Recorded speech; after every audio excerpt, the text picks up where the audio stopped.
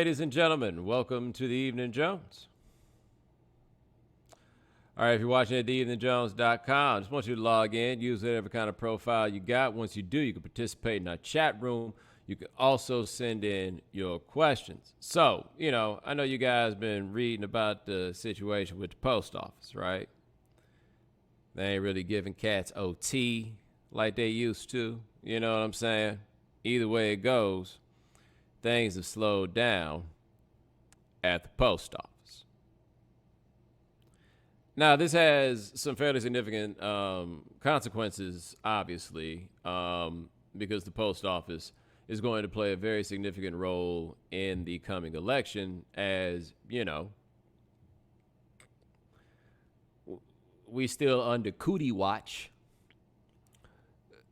So it's not necessarily going to be the safest thing in the world for people to be out here voting in person.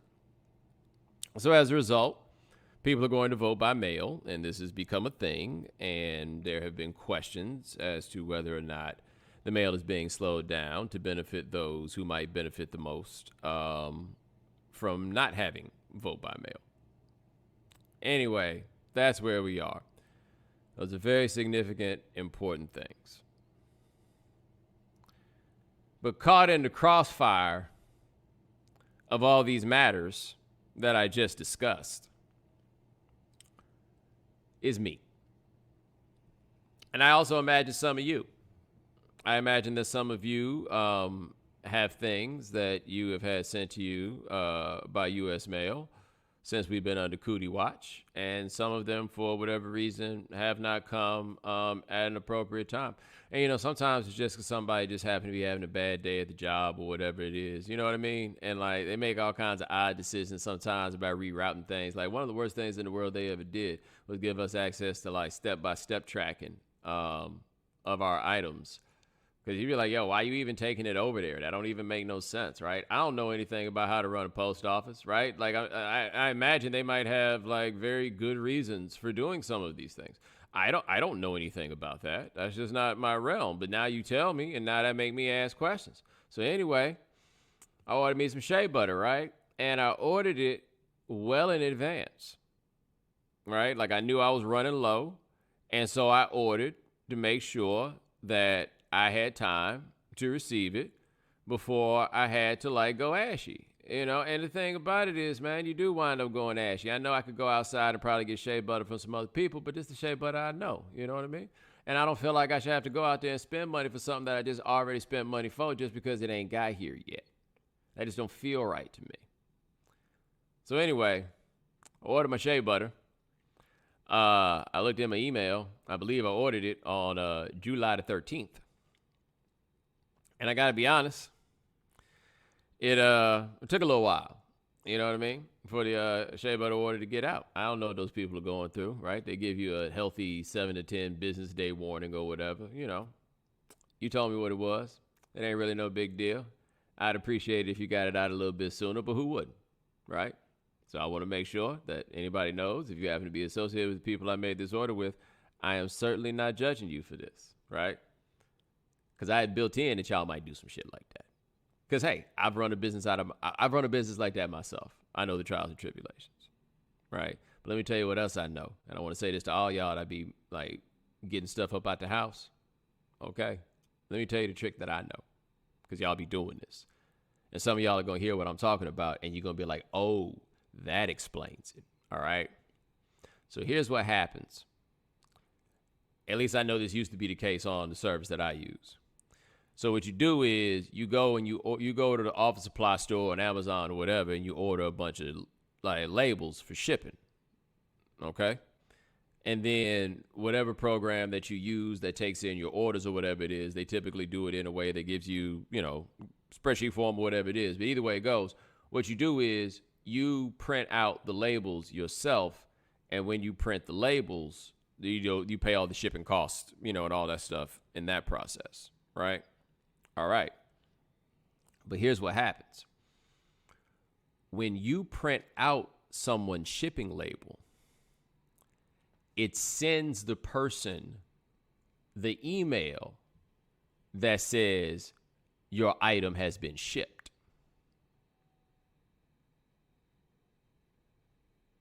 right? So have you ever had that where you order something from like a mom and pop sort of operation? And again, I don't say this pejoratively. I've run this myself, right?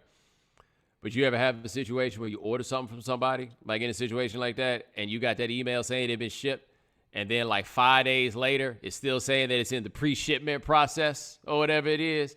Yeah, what they did was they printed out the label. And I admit what I have done in my experience or time in that industry is once I realized I was slacking on getting this stuff out in the mail, I would print out your whatchamacallit just to, let you know I was thinking about you. You know what I mean?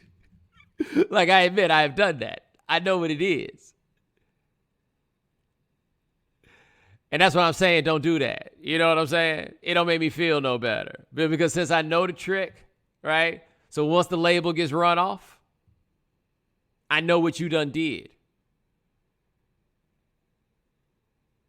I'm just saying. You know what I'm saying? So anyway, had one of them situations.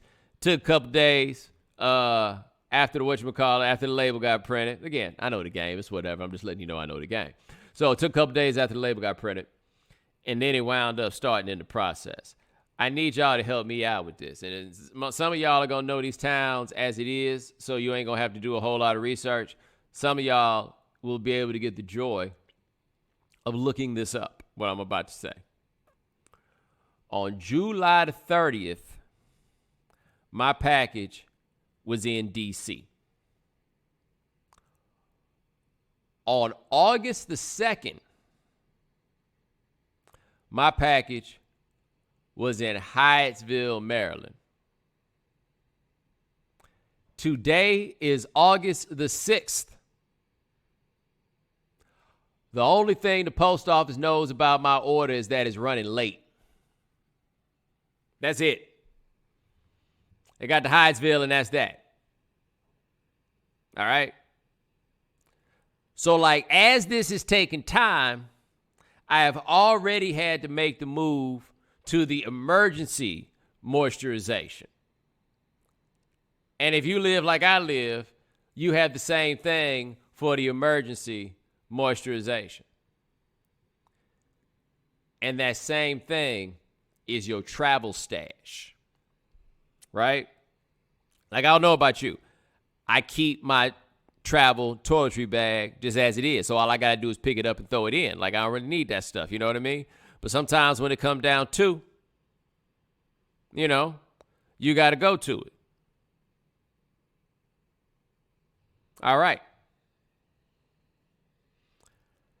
So I'm getting to the bottom of the travel stash. Right? Now I got to ration this out.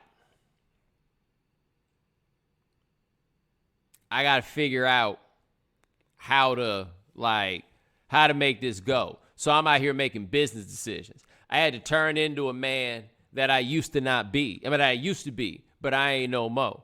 And you know what man that is that I had to turn back into? Does anybody want to guess what man it was that I had to turn back into? I had to turn back into the man that only puts on lotion on the parts of his body that people might see.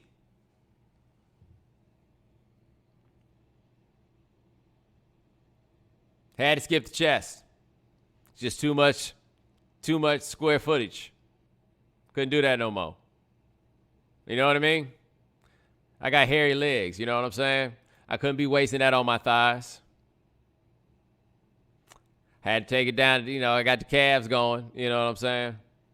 Feet, that's a luxury right now. I ain't really had no clear idea of how long it's going to be. And so I want to say today is like the 6th. And look, I had been doing some rationing as it was, trying to make this, trying to get to where I was. I want to tell you again, my original order was placed I want to say more than 3 weeks ago. Like, I properly accounted for possibilities. And so now I'm out here just how much is enough? You know what I mean?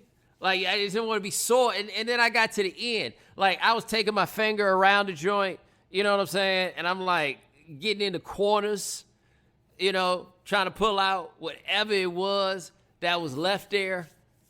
Because I just didn't want to feel like I used to feel. I didn't want to live like I used to live. I didn't want to be in that place, man. I didn't want to be there at all. It was unfortunate. But I got to say, shout out to Love Leaf Skincare. LoveleafSkin.com, I believe, is the website. Lady heard me talk about this on another podcast, and then she sent me something overnight, and I feel so much better already. Like I really do. And that's like, I'm telling y'all this just kind of as a metaphor for life, perhaps, that you can't be afraid of saying when you in need. You know what I mean? Because I said I was in need, and then suddenly I wasn't ashy no more. Do you still want to be ashy? Like whatever kind of ashy we happen to be discussing, is that what you wish to be?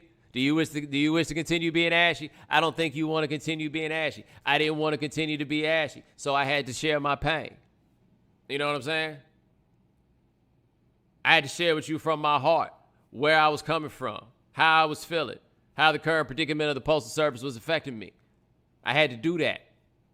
And now I'm not ashy no more. Tell me that's not a PSA, right? Tell me that. How y'all be saying it? You know, this ain't really my bag, but I just want to, make sure I'm doing it right. You let me know if I got this right. Is the saying, won't he do it? Is that what y'all be saying in times like these? Isn't that what y'all say? Won't he do it? Anybody?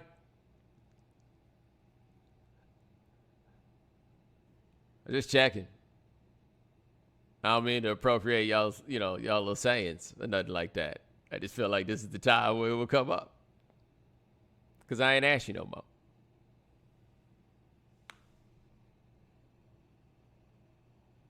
Oh, won't he will? Is that? Okay. Won't he will? There we go. Y'all just be in there saying anything, huh? Won't he will? What the fuck? What that mean? Y'all just be saying anything. Say amen after. Nothing that happened before even matters.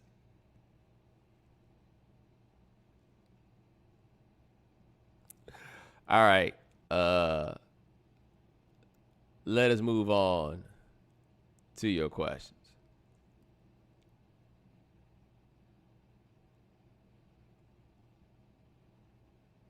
By the way, somebody had asked me something. They were like, oh, you really still talking about this shea butter? Hell yeah, you still talking about it if you ask. Yeah, I was. Damn it. And I felt like y'all needed a whole explanation of what the situation was and how it was resolved because I thought it was a positive story. I forget which one of you bums said that. Also, I got to be honest with you. I don't really... This is one of those things where... there's not going to be any way for this to sound good, but I think some of you will understand where I'm coming from, right? So, like, every now and then things happen, in my life that become publicly known. And when we do an Evening Jones in one of those weeks or something like that, I'll just go through the questions and take a question about that, because then I can take the question and then I can share it with like the people that are on social media right now, like in the moment. And then they can all come in and hear me talk about that thing. And I am very surprised, I have to say, that in this particular moment that no one has asked me a question about that thing. And I don't want to be like that guy, but I'm going to have to do it anyway. Can one of y'all ask me about my Vanity Fair situation so I can talk about it? Like, I need y'all to set me up sometimes. You know what I'm saying? Like, I understand that I say that I'm going to answer your questions, and I do my best to answer your questions, right? But come on, man. I do for you, do for me. You dig? Anybody?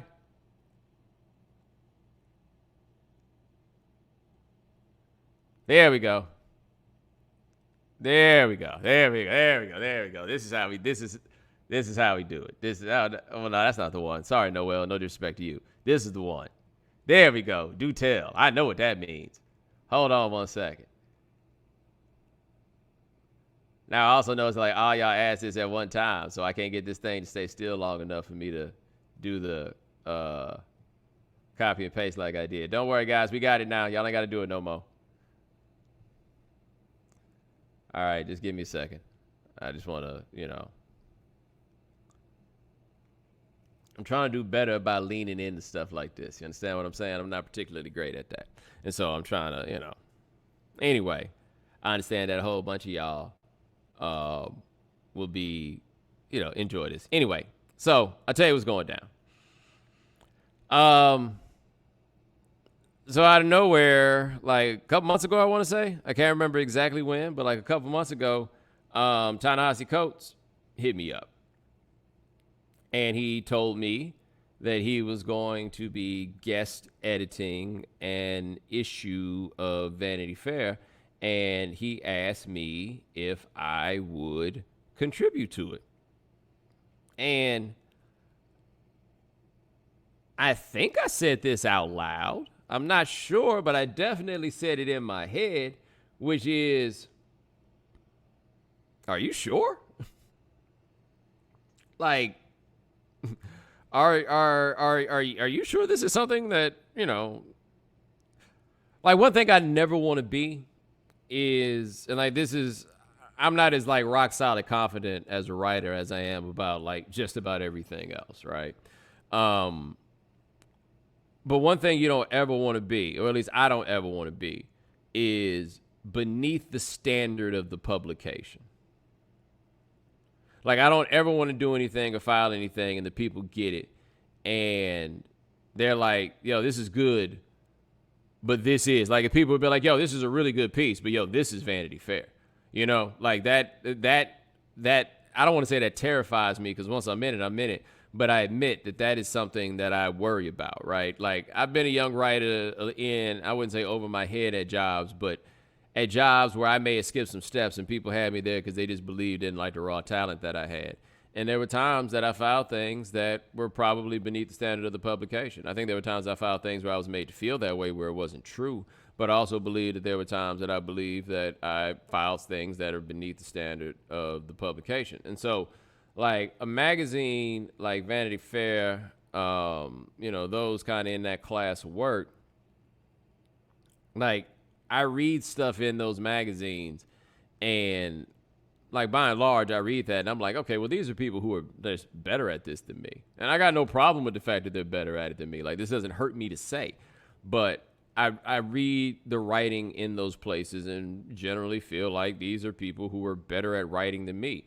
And I really don't want nobody picking up Vanity Fair, reading something that I write, and then saying, yo, I write better than that.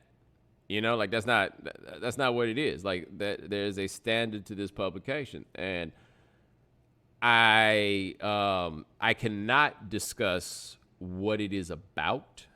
I can't really tell you any of the particulars of it. They asked me not to do that, so I'm just not going to do it. So just so you understand, I'm not like keeping secrets from you per se, but they got a way that they want to present and roll everything out, and I'm gonna let them do. That's what it's going to be. But yo, do you know how bananas it is that I wrote something for Vanity Fair? And let me tell you something. It's pretty good. Like, I ain't saying it's the greatest thing that anybody ever wrote, but I feel very confident saying that what I wrote is up to the standard of the publication.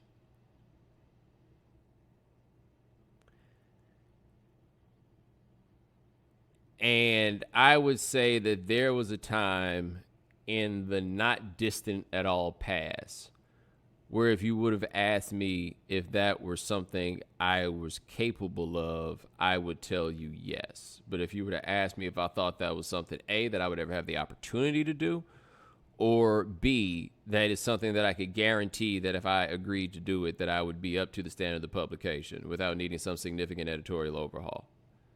No, I would not have been able to tell you that. Like I can't say that when I started doing this, or started writing it, that I was positive that the end result of it was like going to be something that I would feel good about. Like writing could bring out a certain anxiety from me that I don't get from anything else because it's something that's different and more permanent about it. Like here's the thing about writing, and this is where I do think is part of why I look at it differently than I do any of the other things I do. There are no excuses when you write something. None.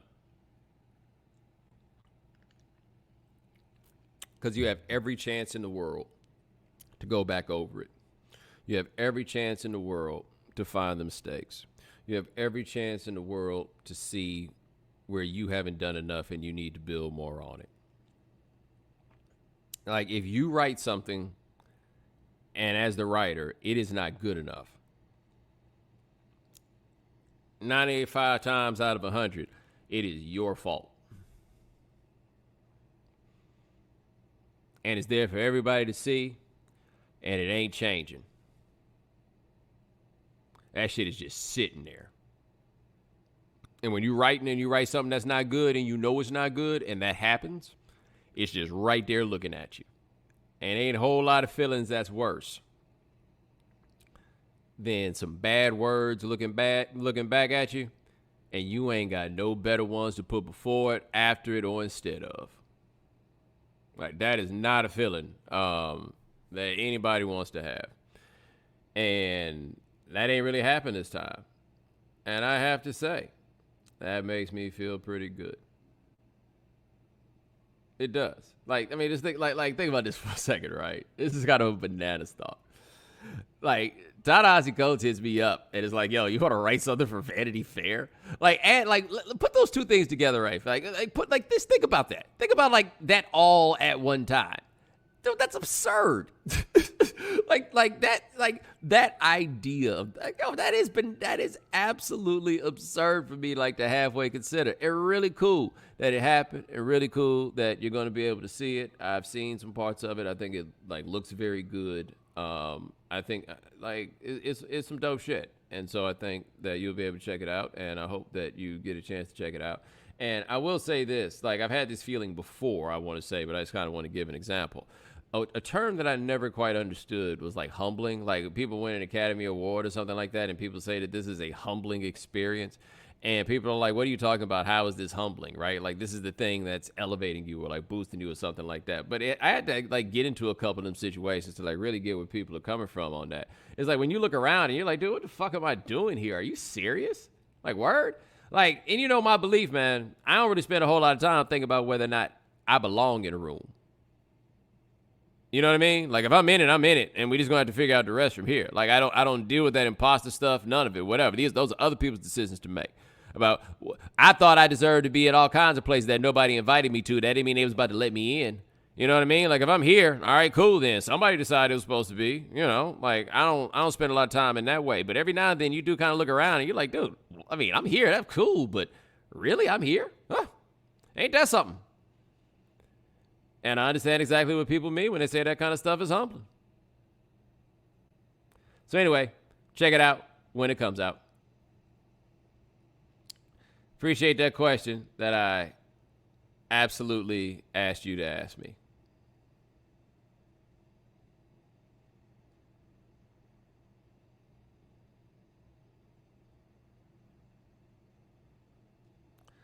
How many pieces you've written so far this year has being home push/motivated you to push against that writing anxiety? So, I don't think that anything in particular in this quarantine has pushed me through an anxiety about writing. What it has, though, absolutely given me is a lot more free time.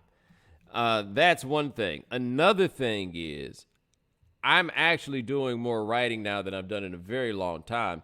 But it's writing that you guys see, but you don't quite like think of as writing. And that's like those outside the lines parting shots. You know what I mean? Like, those things have to be written. When I was doing the Bulldoze videos, those things had to be written. And so I probably have done more writing in the time of quarantine than I have done in like years, plural combined, prior to this. You know, and part of it is like I've taken on projects that involve writing. That wasn't what I was doing before. Now that's what I'm doing. Had a couple things come up, you know, in the world that made me want to write about them. And so I decided to go ahead and write about them, in part because I needed to do a bit more writing, and I really had no excuses at this point, right? Like, I wasn't doing a daily television show. I wasn't commuting. I was here.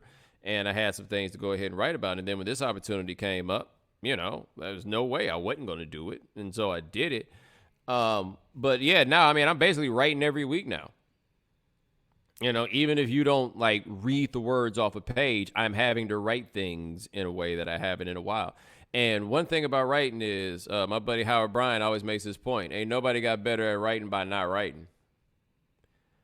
And so I do think that this has kind of warmed up and activated some muscles that hadn't gotten to work out in quite a while. All right, appreciate the question. Let me see what else we got here. Worst album you remember ever purchasing? I bought Drag On before I saw he got 2.5 mics from the source, and I thought they were being too generous. I absolutely know my answer to this question. And I didn't actually buy the album, but the only reason I didn't actually buy the album is because I was going to the record store with my brother, and he was going to buy it. And so going into, I guess it was Best Buy, we're a little bit past record store time, but we go to Best Buy, and I had read a review of the album that said that it was the source. Source gave it 2.5 mics. And that just seemed impossible, right? Like, it just didn't seem possible that guy, because his last album was so dope, it just did not seem possible that dude could give us 2.5 mics. It just didn't. And we felt like his previous album was so good that we basically owed it to him. Like, you got to remember, man, in the time before streaming, you just bought albums out of loyalty to people. You know what I mean? Like, we used to buy albums and not have no idea what it sounded like. Like, you just rolled a dice on it. You know what I mean? That's what we used to do. So anyway, we got the album, and we got to about the 7th song, I want to say. And it was pretty bad. But we got about to the 7th song, and it was like a Lionel Richie sample. I have no idea what the rest of that album sounds like, because the 7 songs were so bad. Does anybody want to take a guess at what album I'm talking about?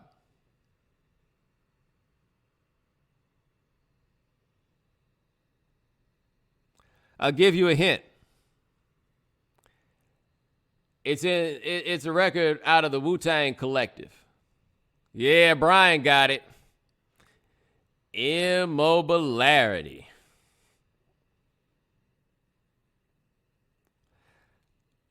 I have no idea how Cuban Links could be so good and Immobilarity be so bad.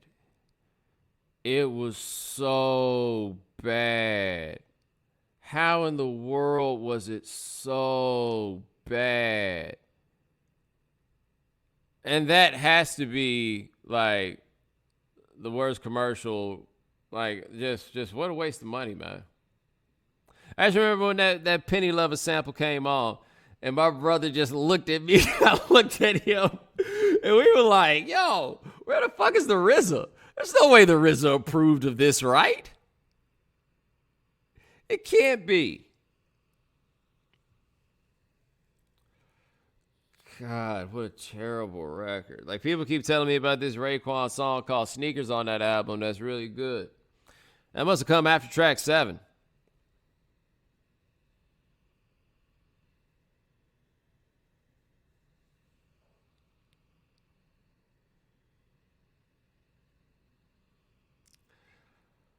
All right, appreciate the question. Let's see what else we got here.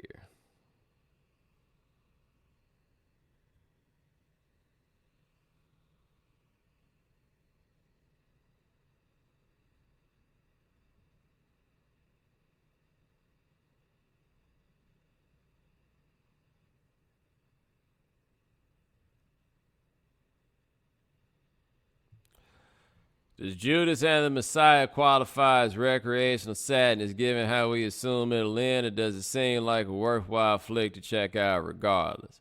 All right, so I don't know if you guys have seen this trailer yet for this movie called Judas and the Messiah. It's about Fred Hampton. And apparently, at least from what I can tell from the trailer, and you let me know if I'm wrong here, but it appears that the Messiah is played by Daniel Get Out. I don't know how to say his last name. I don't want to disrespect that dude. But it seems like he plays Fred Hampton, and then the homie Lakeith is playing the Judas. And I got to say, man, I have no interest in playing that role if I'm him. Somebody else going to have to do that. Like, I just don't want to be remembered as that guy. I'm not interested in that. Some people can't separate real life from fiction. This could be end real bad for me. Anyway, that trailer is riveting. Like 100% riveting. Like, I mean, we know how the movie's going to end, obviously, but I don't like this one isn't recreational sadness. I'm down to go check this out. Like, I feel obligated.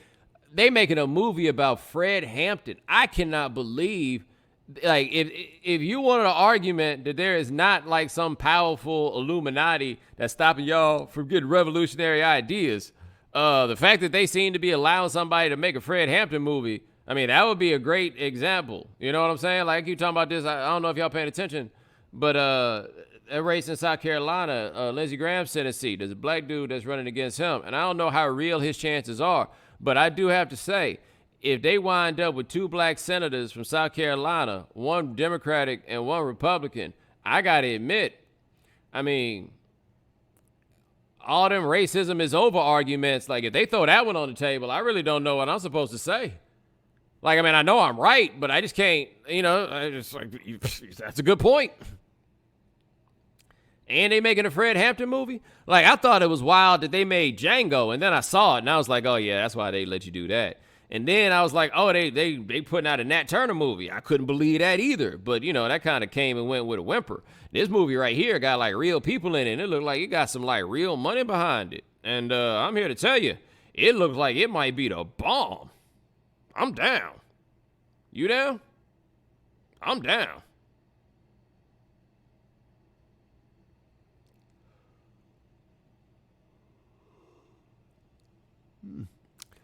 Appreciate the question. Let's see what else we got here.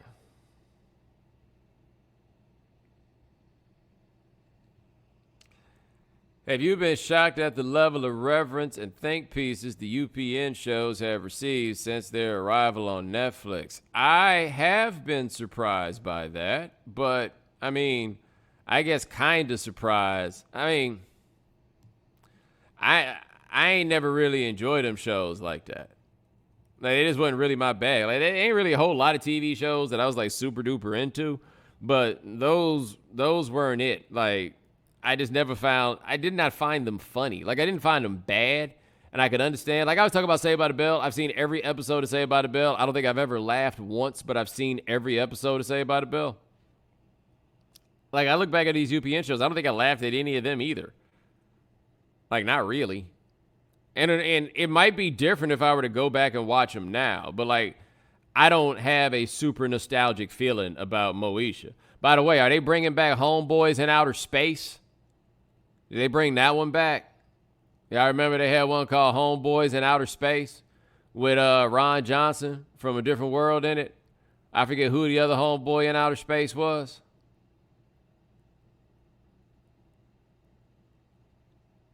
Yeah, anyway. Nah, I'm good. No shade to nobody that enjoyed it. I just ain't feel that way about that stuff myself.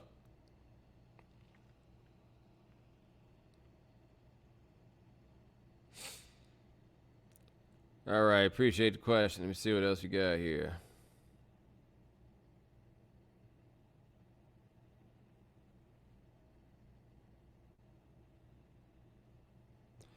If you were on that NABJ Zoom with Biden where he said the unlike black people thing, would you have responded or just been in disbelief? My understanding of that clip is his point was that there was more diversity of opinion on certain matters among Latinos than there were among black people.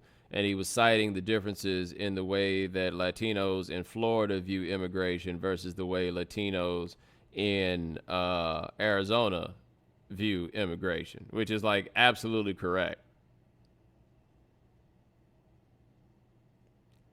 Right?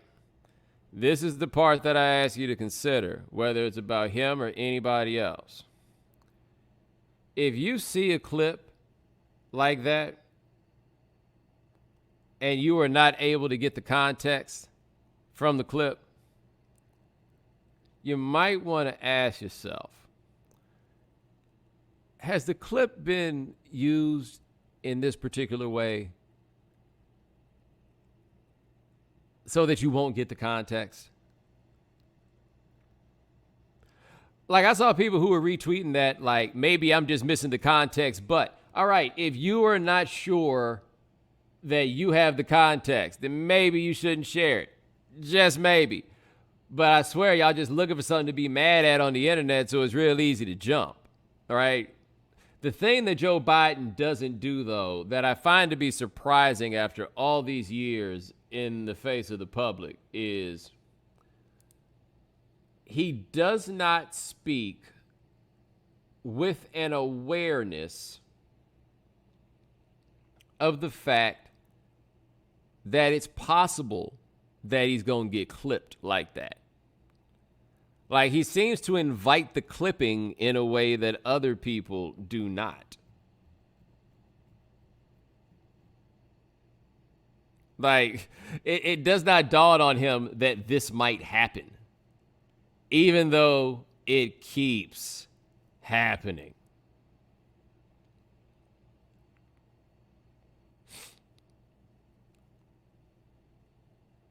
All right. Appreciate the question.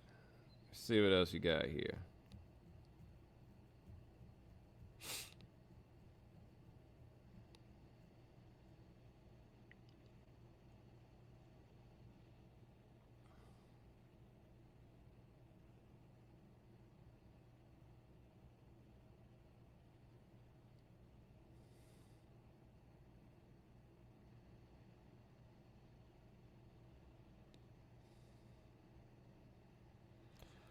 Talib Kweli finally got blocked from Twitter. It was way overdue, yes?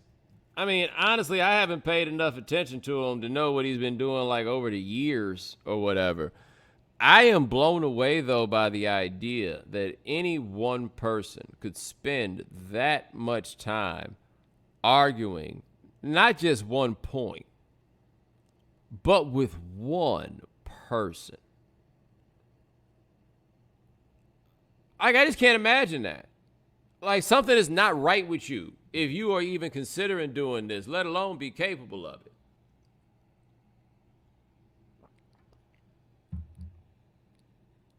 But they had to get him out of there. Like, once it became clear that he was using like other accounts in the ways that he was using other accounts, they had to get him up out of there. There wasn't no way around it.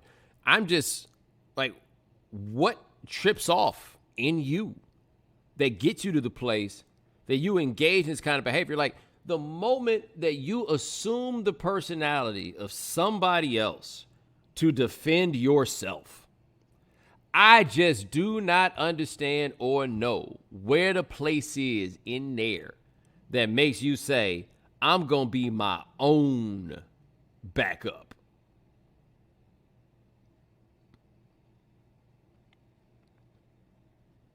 I just can't see it. And that's before we even get to like putting out the information and everything else. Like, I was just,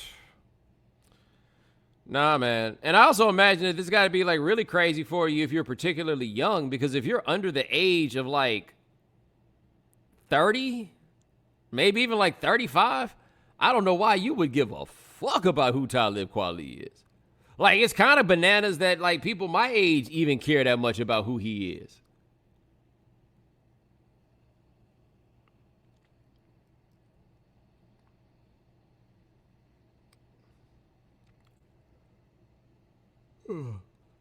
Appreciate the question. Let's see what else you got here.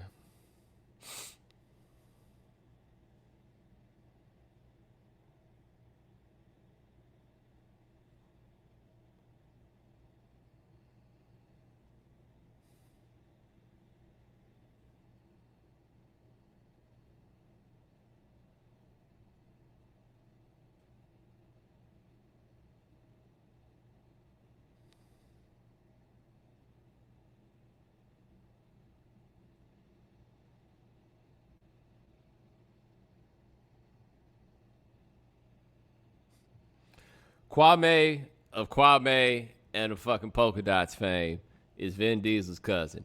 Is Vin Diesel the captain of Is He? All-star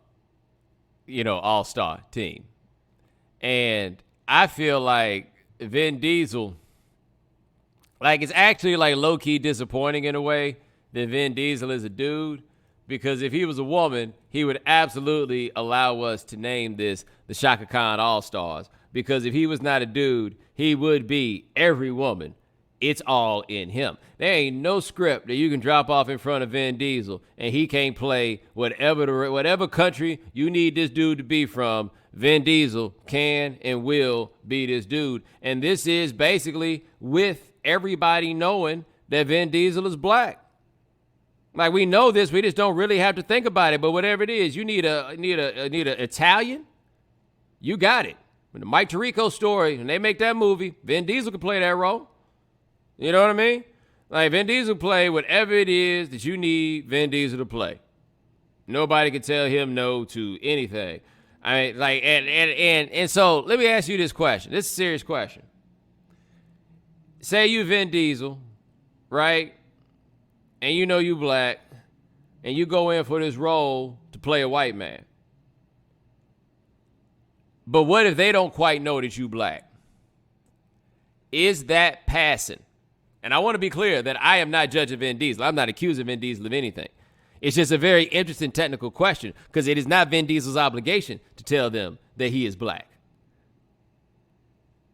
But I imagine he walk in and a couple times people are like, hey, stay right there. Turn like this, like that, like that, like that. All right, now look up to the light. All right, just checking. Who else is like what was my man's name? Like, I feel like everybody know he was black, though. Bugging out. Giancarlo Esposito. Like, his last name allowed him to go in there and play some tricks on people, but I feel like everybody like actually knows he's black. Anybody, I feel like that one of Quincy Jones' daughter, like, if she wants to, except her name is Rashida, that's kind of the dead giveaway right there. I don't know no white folks whose parents is that hip. You know what I'm saying? Doesn't smoke that much weed. I ain't seen that. Who else we got? Babe Ruth. I feel like I saw somebody else say something here in the chat. Oh, yeah, I heard they saying Beethoven might be black. I don't know. Like, do his shit be slapping? I don't really know the difference between them classicals, to be honest. I ain't saying they all the same. I'm just telling you I can't say the difference. See, it's funny, y'all, because Miro got y'all on the Babe Ruth is Dominican. But on the real, like, separate from him, this has been a long-standing thing for a long time. People believing that Babe Ruth is black. And I tell you this, if you go look at some pictures of some people from that era who were considered to be black, and then put a picture of them next to Babe Ruth and say one of these people is black, which one is it? Whole lot of y'all would pick Babe Ruth. I'm just letting you know. You got to realize that black meant something different back then. I guess it mean the same thing right now. Like, Rashida Jones would be no question back in the day that she was black. White folks had a keen-ass eye for it back then. They wouldn't let nobody slip through the cracks. No, sirree, Bob. They was on it. They would have been talking about Rashida Jones like she was Miriam Makeba. Like, no. There wouldn't have been no missing it back in the day. Now, people be like, I didn't know that. Not then. White folks is on their toes in a much different way.